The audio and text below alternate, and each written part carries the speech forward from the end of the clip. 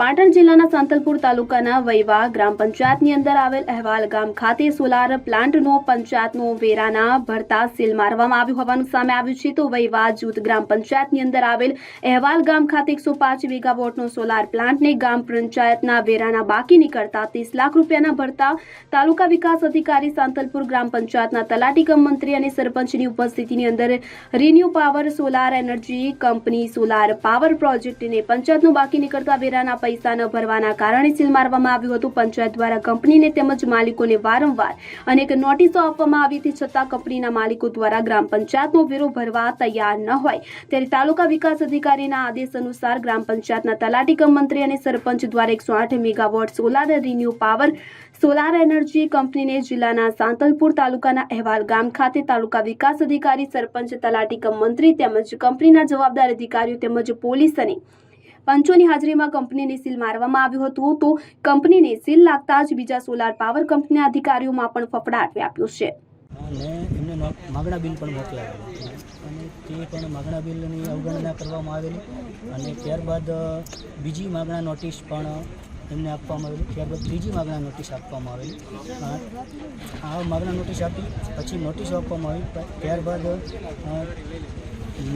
March મહિનાની અંદર 16 માર્ચના એમને કહેવામાં આવ્યું કે ભાઈ તમારે જો વેરો ભરવાનો ના હોય તો તેના માટેના કોઈ કાગળિયા કે કોઈ સરકાર સાથેનો કરાર રિન્યુએબલ એનર્જી છે તો ન ભરવા થતો હોય તો એનો સરકારનો કરાર કે ઇન્ડિયન સોલાર પોલિસીમાં કોઈ નિયમ હોય તો અમને તાત્કાલિક જણાવો.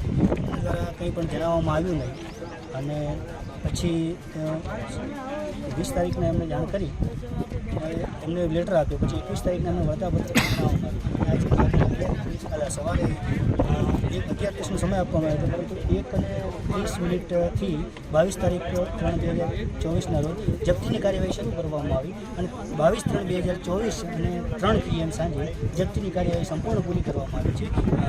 હવેથી જો આ એમને બાકી 30 લાખ જેટલો ગ્રામ પંચાયતના પ્રોપર્ટી ટેક્સ નિયમ અનુસાર હવે ગુજરાત પંચાયત અધિનિયમની જોગવાઈ કલમ 200ની જોગવાઈ મુજબ નાખેલો અને પંચાયત નિયમો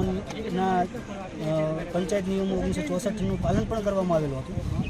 ત્યારબાદ એમને ભર્યો ન હોવાથી ગુજરાત પંચાયત અધિનિયમની 1993ની કલમ 215 મુજબ જુદા જુદા પગલાં લઈ છેવટે ગુજરાત પંચાયત અધિનિયમ 1993ની કલમ 215ની સબક્લોઝ 5 મુજબ જપ્તીની કાર્યવાહી પૂર્ણ કરવામાં આવી છે.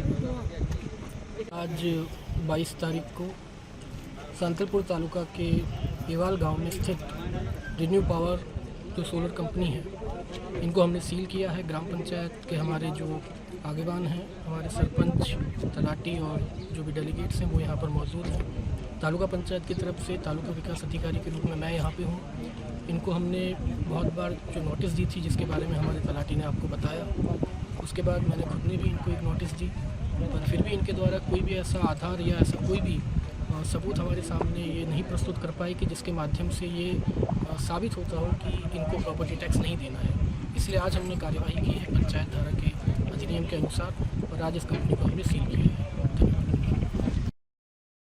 દીપક સથવારા સાથે CN24 ન્યૂઝ પાટણ.